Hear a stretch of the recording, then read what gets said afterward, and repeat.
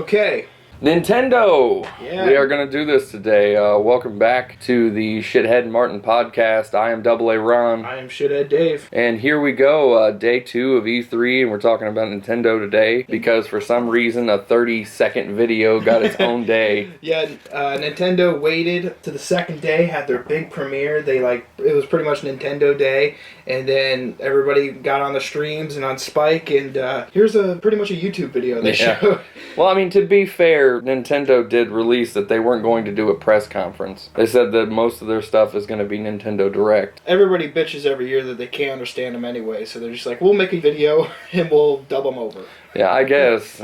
Whatever works for Nintendo. Either way, pretty impressive stuff.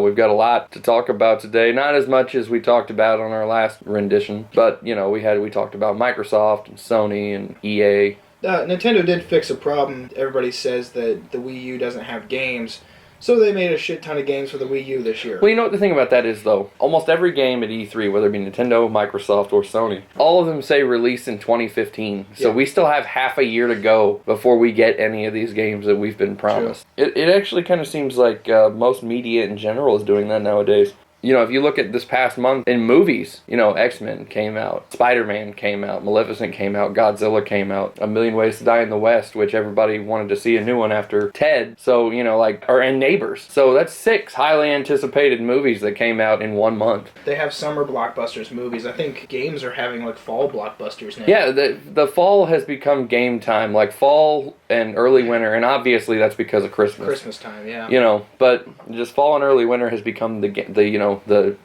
winter has become season of the gamer. I was pretty impressed and kind of happy with what Nintendo gave us. Oh yeah, everything. Well, because our first Zelda. podcast, we talked about Nintendo and the state of Nintendo, and both of us agreed that they needed to have a good E3. You know, and depending on what they did at E3, it would shape the future. I finally realized this year that Nintendo, I think their mentality is, we're not number 3. We're not any number. We're just Nintendo. We're not competing against PlayStation or Microsoft or anything. We just do our Nintendo thing. And that's pretty much what they come off as every year. Oh, yeah. They don't give a fuck. So the beginning of their little thing was Super Smash Bros. For the 3DS. Yeah. I don't necessarily know why that took up such a big chunk of the beginning part of that video, because it's a handheld. You know, and it's not a handheld exclusive. It's the first I think every game ever that has come out for both a handheld and a console, the console one is the one that people want more, by far. Whatever happened to the 2DS? Didn't that come out second? Yeah. Is that just nobody mentions that anymore? Oh no, there's the same games that come out for the 3DS come out for the 2DS. It's the same technology, just in a flat, gigantic. It feels like you're holding a controller. Which is good, but it's also 2D, so that's kind of bad. It doesn't have the 3D technology. Super Smash Brothers, we'll talk about that a little bit later, but, I don't understand why they wouldn't because the 3DS should be like the side, that should be pushed to the wayside when it comes, they should just have announced, also coming to 3DS. But actually, speaking of Super Smash Brothers, a new technology, a quote-unquote new technology, to Nintendo was really, it wasn't, because Skylanders was on the Wii. But it was kind of like, it wasn't exclusive to the Wii, though. No. It's just like, here's Skylanders, and other people can take it. But, yeah, Nintendo thinks they just created the future. It's like they held it up, and actually, it's not even new technology. If a lot of people, would, look and remember, you don't even have to look, you just remember. Yeah.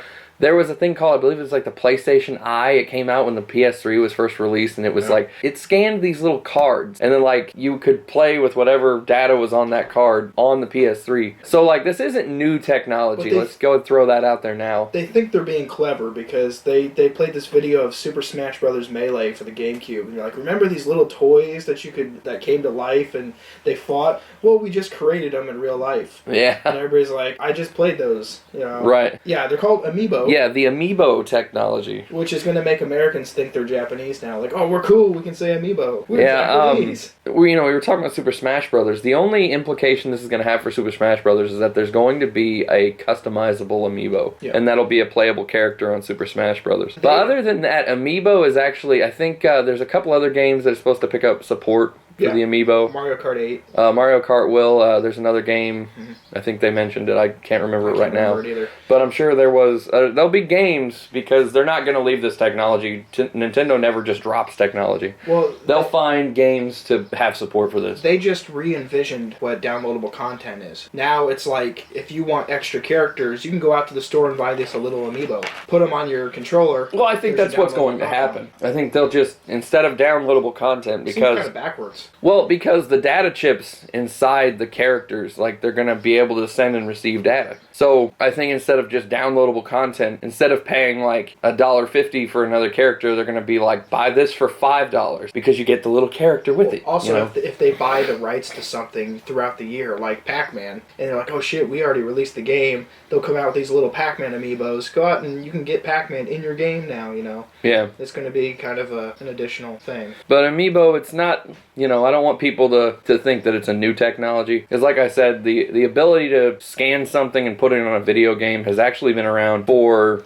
I actually think that there may have been something on the... There was something on the GameCube. There was these like little e-reader. It was like a Pokemon game or something where it like the Pokemon cards had this little like yellow strip on the side and you could like swipe it into your video game. Like this stuff is not this is not new. And also you could hook up to your N64 and have your Pokemon in Pokemon Stadium. Yeah, it's not a new technology. Yeah. But I don't think anybody was fooled.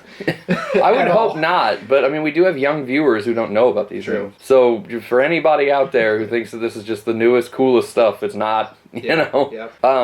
Moving right along to the games, which there were games. Which was there seems to be the theme of E3 this year, game heavy, which I like. But let's start off with the lovable character from Nintendo, Yoshi. Yoshi's getting a new game. Yeah, that looked actually really cool. Yoshi's Woolly World. They're going to take some of the game mechanics from a Kirby game. Like, Yoshi's going to get, like, levitation for just a little, like, cool power-up. The co-op is going to be pretty heavy, which is, like, in every Mario game.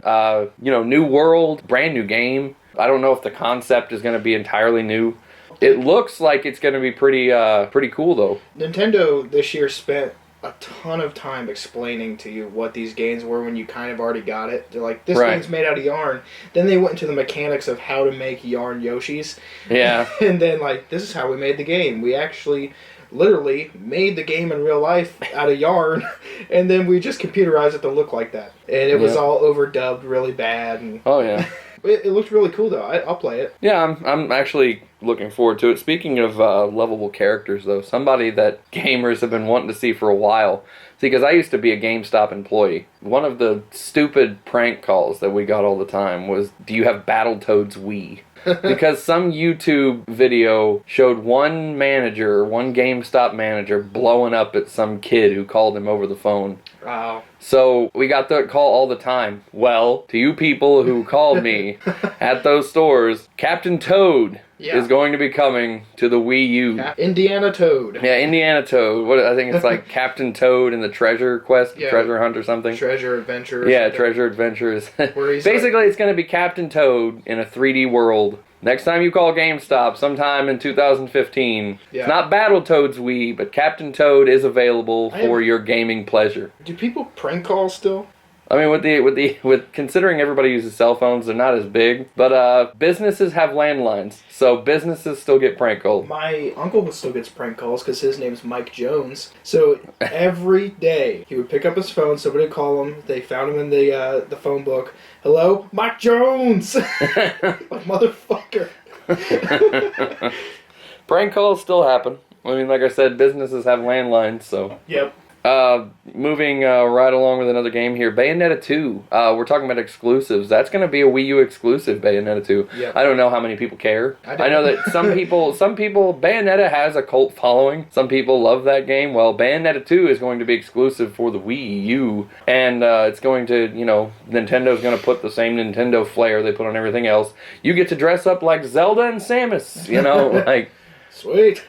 So, I mean, if killing people as Bayonetta was not good enough, you could now do it in Link or Samus clothing. You can do it in a green tunic, I guess. Yeah. Green tunic or battle armor, whatever the hell you feel. Speaking of battle armor, Hyrule Warriors. Yeah, I just want to talk about Zelda they're coming out apparently with 2 Zeldas in 2 1 Zeldas year. 1 year. Yeah, we're going to look at Zelda, the new Legend of Zelda game, which is going to be open world, which I got to tell you, I'm excited about. I am too. It's one of those, it's very Skyrim-esque where like if you want to start the game and go beat somebody that you're not supposed to beat for like a long time, you can go do that first, you know. Right. It's like you can walk around. That's the beauty of open world gaming. Yeah. Though you make your own adventure. In our first podcast, we were just saying that Nintendo needs to make an open world game, and then here it is. Well, here they are. Yeah, I was hoping it'd be Pokemon, but they haven't. Oh, they released another Pokemon game too. Yeah. Which is just like, is it just remakes of Ruby and Sapphire? It's Ruby Sapphire remade. They just released they released that announcement. I think it was like a month ago or so, 2 weeks, 3 weeks, something like that. Which is nothing really new because they did that with Red. They've done it with everything. Yeah. Red and blue, Red and blue with Fire Red and Leaf Green. Leaf Green, yeah. And then there was Soul Silver and Heart Gold. So that was the Silver and Gold remakes. Now it's the Ruby Sapphire remakes. Like everybody saw it coming.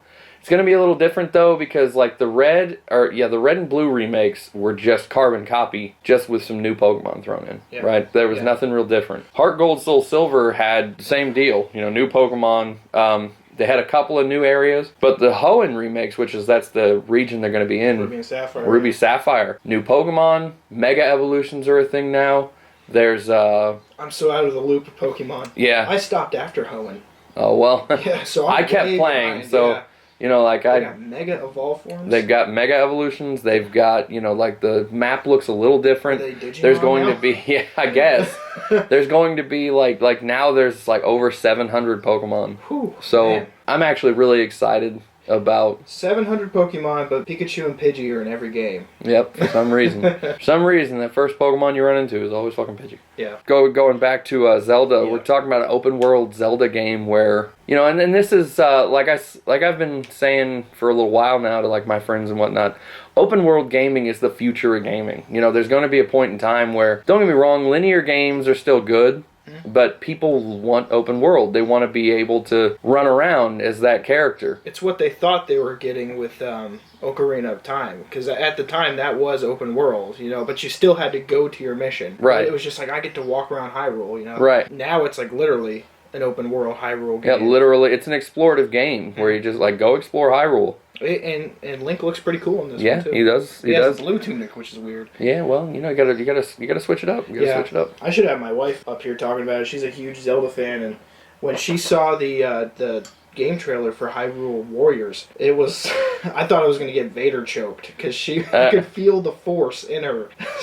Well, let's talk about Hyrule Warriors. First of all, I mean, it's just Nintendo trying to get some of that League of Legends action. League of Legends is huge right now. Interesting, yeah. To put Zelda in that is kind of cool. It's just Zelda and Zelda characters and Hyrule Warriors. Now, it'll be kind of cool because you get to just have an army of Link-like characters. Well, you talk about niches with sports games. Last one, MOBAs. That's a niche. Yeah. That's like a world of its own. Massive online battle arena. For those of you who don't know what MOBA means. League players are crazy. Yeah, they like my friend Jesse is a MOBA player, and he's a League of Legends player, and he asked me the other day, he had a new shirt on, it was a League of Legends shirt, and he was just like, do you think that $40 was too much to pay for this shirt online? I'm like, yes. Especially when you the game's fucking free to crazy. play. I was like, are you crazy? Yes, that's too much. He's just like, it's a shirt I'll wear. But that's the way they look at it. I'm like, dude, I don't spend $40 like on food, let alone. I mean, well, I guess he had some extra money because it was a free-to-play league. Free to play, yeah. So, like, if he was going to buy the actual game to play, there you go. Yeah, and I'm not a particular fan of League of Legends. To me, it's kind of the same stuff. Not that I hate the game. I just don't find any playability in it because there's no, like, even the people I've talked to who love the game have told me there's no real strategy. It's just whoever gets to do this first wins. I played League for about, I'd say 5 hours. And I don't want to down your friend, but League players, they're assholes when you're a newbie. Because you get on there, they will not give you a chance to learn the game. They make fun of you. They kick you off. They pretty much make you feel like shit. They just kick you right off. That's the thing, like, especially nowadays, you have to find a team of other newbies, and you guys have to just suck for a while until you guys figure out how to play. I was all alone. I didn't, like, the tutorial was hard, and I just thrown in there, and everybody was calling me, piece of shit and a noob and everything. Oh, yeah, I was like, I'm out. Yeah, well, Call of Duty players are the same way. Yeah. But, it just, because these people have been playing it since its inception. Yeah. And... I had to put my tail between my legs and go play Skyrim. Yeah. Just leave me alone. Yeah, well, my stance on online gaming is well known at this point. Yeah. So... But I'm not a fan, but it'll be a big game because those niche people will pick it up if they have Wii U's. They will pick it up and they'll play it. Every MOBA player probably grew up with Nintendo playing. Now, don't get me wrong. This Hyrule Warriors is it's not split screen. It's sit on your couch and play it, but actually there will be one on the gamepad screen, and then one on the actual television screen. So that's pretty cool. Instead of having to deal with split screen, you can just play it, without the other person seeing what you're doing. So there's some cool aspects to the game, but it's just not something that I personally will take a look at. More iconic Nintendo characters getting their games back. Kirby and the Rainbow Curse. That must have been way later. I didn't even hear about that. It'll be released in 2015. Kirby and the Rainbow Curse I actually think was an older game. I don't think they're remastering. I think it's getting a sequel or whatever it is. It looks like a Kirby game. There's going to be some new stuff added in. I would love to go into a higher detail on this game, but it's Kirby. You're going to suck shit up. You're going to get a power from sucking whatever the hell you just sucked up with, and you're going to kill your enemies with it. The game blows. That's just what it is. The game sucks and it blows. Right? Yeah, what do you want? Let's face it. Sometimes you'll be able to fly. Sometimes you'll be able to cut a bitch with a sword. You'll absorb powers. Right. Yeah. It's a Kirby game. Yeah. It's fun. Yeah, it'll be fun. Don't get me wrong. I love Kirby. Yeah. But I can't go into really good detail considering this is Kirby. Yeah, and the whole E3 Nintendo experience is just summed up by fun. Unless you're my wife and you're pissed off at Zelda. But every game, even down to the Splatoon, looks fun. That's the thing, though. This E3 doesn't have a whole lot of disappointment. I don't think Can't really be said about the last, 4 or 5 E3s. There's nothing in this E3 that I'm pissed about. The only thing that we're mad is that they didn't show enough. But I can't think of anything where I'm just like, that's stupid. Yeah. Why are they doing that? And that's great. That's unheard of, actually. Mm-hmm. Speaking of the Splatoon... looks cool, but I'm not. You remember Super Mario Sunshine? How you said you just can't get any entertainment value by running around and cleaning up black splooge? Yeah. Well, how about just being the one who's able to just put the black splooge everywhere? How about just splooging everywhere? Yeah, just splooging everywhere, because that's what Splatoon's going to be. I think I got the idea of the game. It's just there's a time limit on the level, and whoever has the most splooge everywhere wins. That's what it seems like, yeah. It's, purple and orange splooge and splooge. That's what we're looking at.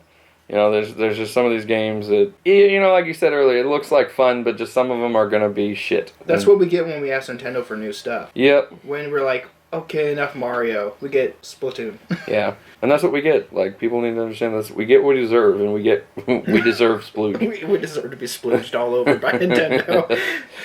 Moving right on. We're going to talk real quick about the Xenoblade Chronicles. Okay. That's going to be coming out. It's not a new game. It's Xenoblade Chronicles is one of those games that has, it has a following, however big or long it's going to be, but it's a role-playing game. It's Xenochronicles 10, I believe is what it's called. 10 or X or whatever you want to talk about, you know what I mean? They had 10 of these things? I believe so. Because it says Xenoblade Chronicles X, so usually X means 10. Yeah. But it's... or it's 10-year anniversary remaster. It could be, but it's, developed by Monolith Soft Studios. It's going to be released in 2015. The players is going to be determined right now. But it's a sci-fi role-playing game, and it's going to be exclusive to the Wii U, which is, something that's actually pretty awesome. Yeah, it's your common RPG. You're going to take on monsters and creatures of all sorts of forms and sizes. However, the battle system, they're claiming that it's actually going to be pretty deep. So you're actually going to be in mechs, I believe. But there's new combat, but it's got its RPG elements. There's going to be a cooldown time before you can cast a certain spell again. The only thing about this RPG that makes it different is the customizability. You're going to be able to customize so much stuff: the age, the size, the weight, of your character. Yeah, you customize the voice, but never use it. Yeah. That's always been awesome. Yeah.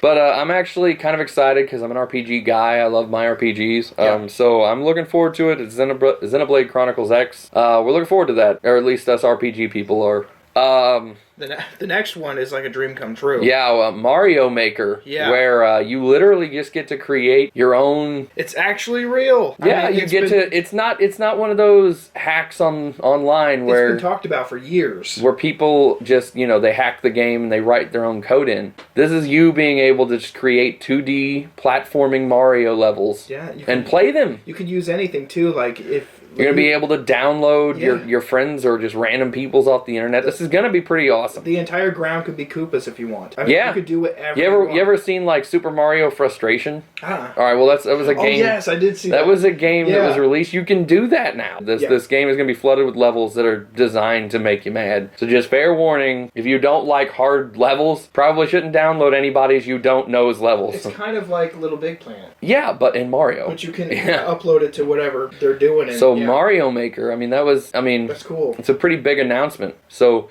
I'm looking forward to that, because I love Mario. I love the nostalgia of playing it. Speaking of games, though, we're going to move right along to our last game, Super Smash Brothers. With two big news attached to it. Two big character announcements. Yeah. We've got Pac-Man, but he's going to have different. His moveset is going to be just different Namco characters. What? Yeah, his moveset is going to be compiled of different Namco characters. Really? So I'm looking forward to that. Because I remember when they first said, when I was watching this conference and I first heard Pac-Man, I was like, how? He's been rumored all week, and I remember reading the forums on IGN. People were like, IGN, quit trying to make Pac-Man happen. It's not going to happen. And well, it happened. Yeah.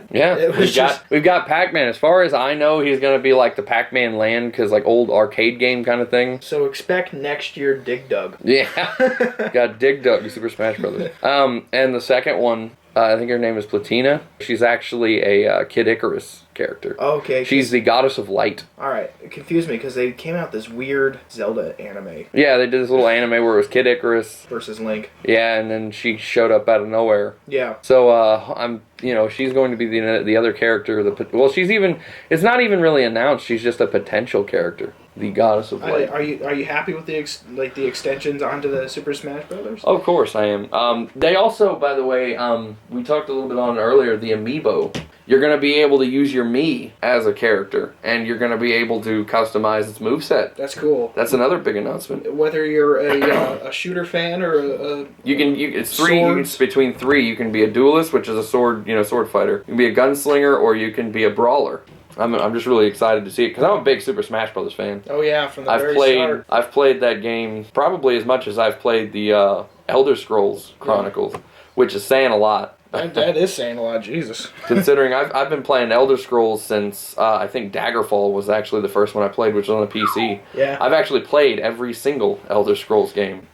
All around, I think everybody was pleased. I don't think there can be like this overall pissed off fan out there. No, not with this E3. Yeah. I mean, if there's people out there bitching, it's because they just like to bitch. Who do you think the overall winner is? Oh, Sony, by far. I think golf fans are. Golf fans? Something about that burning ship? If I'm a golf fan, and I'm on cloud nine. But I think Sony, hands down, easily. I mean, they're too good. Sure. Let's just throw that out there right now. There's never been a better time to be a gamer. Why? Like, even for, we made the joke about the hot chicks on our first podcast, that they're the only people who watch this stuff. You ever been to a comic convention? That's what I'm talking about. Like, where did all these hot girls come from? Not complaining. Yeah. But, where were they when I was in middle school? Like, I tell you where they were when I was in middle school. When I was in middle school, they were the geeky girls with the glasses and the freckles and the fucking braces. And they didn't want to talk to anybody. Now they're all like, oh, look, I'm hot and I'm about to show this shit off. And I get to dress like Pikachu. Yeah, it's a great time to be a fan. It is a great time to be a fan, a geek, a gamer, whatever you are. That is actually going to wrap up this edition of the podcast. Thank you for listening. If anybody has any suggestions on topics, let us know. Yeah, you can get at me at Twitter. I'm at Arathios. Yes, and I'm at shithead_Dave. All right, get to us. Yep, see ya.